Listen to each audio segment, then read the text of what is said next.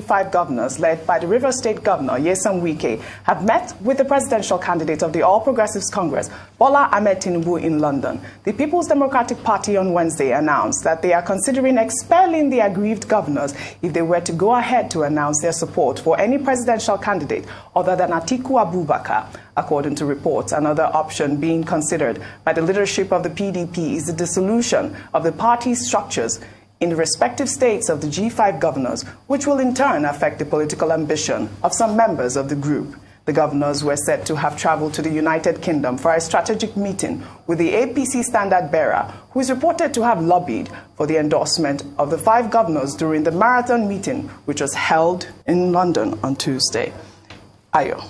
All right, so still yesterday we had quite a robust conversation on the PDP crisis. We talked about the fact that the G5 governors, led by Governor Nyesom Wike of Rivers State, were on their way had gone to London for a meeting, even elaborated on the choice of London as a destination. But away from that, now an update in terms of the response by the PDP, which is in line with what we had talked about. That if eventually the G5 governors go ahead to endorse a candidate of another party, it is tantamount to anti-party activities, which the PDP have now come out to say that all they are waiting for is for them to come out with that stance so that they can begin to, take action. And the punitive measures for that they talk about, the PDP being a structured organization built on the Constitution and processes and procedures, and this will be followed if the G5 governors do endorse. So, they're going to sanction them. They didn't describe what the sanctions would be. They didn't talk about whether they'd be suspended, expelled from the party. They did elaborate that these governors have benefited quite immensely from the PDP structure, and that it is, at this critical point, quite unfortunate that they've taken this stance. It's still important to note that the G5 governors have not yet come out to categorically say that they'll be going with candidate A, B, or C against their own, candidate, even though they have said in many ways that they would not be, since they haven't come to an agreement with the party leaders, they wouldn't be supporting their party's presidential candidate, who is Waziri Atiku Abubakar. Tinubu is, Asiwaju Bola Ahmed Tinubu is lobbying. They've had leaning towards Peter Obi, Obasanjo's candidate. They said in January they will let us know who their candidates are. So again, this is part of the saga that is the emergence of the G5's anointed candidate. Yeah. Boiling down again to wrap up, my view is this. At the end of the day, despite or irrespective of who the G5 governors decide to nominate and endorse, the fate of the Nigerian presidency, or who will eventually emerge as president of the Federal Republic of Nigeria, lies in the hands of Nigerians. So please let us not be distracted by this to think that only a few people are responsible for who emerges as president. Please ensure that every single Nigerian, as many as possible, are part of the electoral process. You are the most important part of governance, very important. Yeah, so Rufai, according to this day, the sources that we have, they have threatened dissolution. They've also threatened, to expel these governors if they go ahead with this anti-party activity, as it may be. We were talking about maybe they might meet with Peter Obi, and now we are hearing Tinubu, but also the G5 have not come out to say that they have met with anyone. As far as we know, I've heard that they've gone on holiday. Rufai. At first, I think we've talked ad nauseum as regards going to London. Our governors should please promote local tourism. There's Yankari Game Reserve. Yes. There's Obudu Cattle Ranch. If we hear that governors are going to those places, more tourism money will come there. But like we say in Warri, this activity of the G5 governors, it has what I call K-leg and Kobo-leg. Kobo-leg is actually bow-leg. It's the Warri term, local pidgin slang for bow-leg. K-leg. You know why? In all of this, I know they would have considered the plight of a certain Mr. Seyi Makinde, which is in a precarious situation because all the other governors have done 2 terms. It is only Seyi Makinde that has done 1 term. And he's going up against a very experienced politician, Teslim Folarin, in Oyo. Whatever deal they make with Mr. Tinubu, hope he knows that it's going to be difficult for him.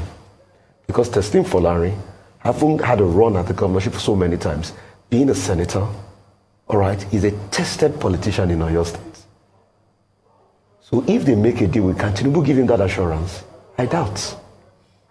Secondly, hope they know that if they don't support their own party candidates, that's why I say get K-leg and Kobo-leg, that the party is going to pull out the structure from them. And once they pull out the structure from them, it's going to be destructive. Because you are only as good as your structure. So people are better tell them this and not deceive them. You saw what happened to Obaseki. He was lucky because he had time. When the APC pulled down the structure, you saw I had to shop for party. If they do that to a certain Mr. Sheyi Makinde in a worst case scenario, couple of months to the elections, what party doesn't want to go to? Accord is taking, everybody is taking. I'm sure he's making his deals already because I should think he will have put all of this in perspective. Then if they finally make the deal, will anything they do have bearing on how Nigerians will vote? I doubt. Oji, the elections and the campaigns are far gone. If the G5 wanted to do anything, they should have done it long ago. I doubt. You know why? Most of the candidates have gone to Katsina. Most of the candidates have campaigned in the heartland. They've come to Lagos, they've campaigned. Nigerians, as we speak, are already making up their mind. It's not what the G5 will tell them that will change anything. So it's a dire strait for them, and that's why they should think about it very well. But, you know, politicians, they might have a better game up their cards without knowing. So we give it to them. They might have a joker. But in all of this should tell you something.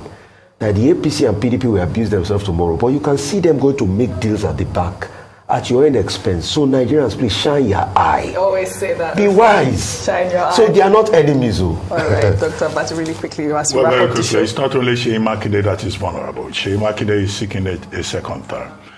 The only person not seeking any elective position out of the G5 governors is Governor Nyesom Wike. The others want to go to the Senate. So they too may be vulnerable. Now, PDP spokespersons from Timothy Osadolo, Diola Feso, and others have said Section 58 subsection 1 of the PDP Constitution says you cannot expose the party to ridicule. But can the PDP afford to expel them or suspend them before the election? Because they are followers. Those followers may not really be aligning with them. Yes. So that's also another problem there. The third problem is that they should remember what happened in the 2007 election, when governors of the AD, with the exception of Bola Tinubu at the time, supported President Olusegun Obasanjo's bid for a second term. The wrong messaging worked against them. So how do you tell the electorate, don't vote Atiku Abubakar, but in other elections, vote for this particular political party? It could be problematic, as history has shown us. Well, thank you very much, Ojineka. Thank you all again for your great analysis on what's trending today. Well, that's all I have for you on what's trending today.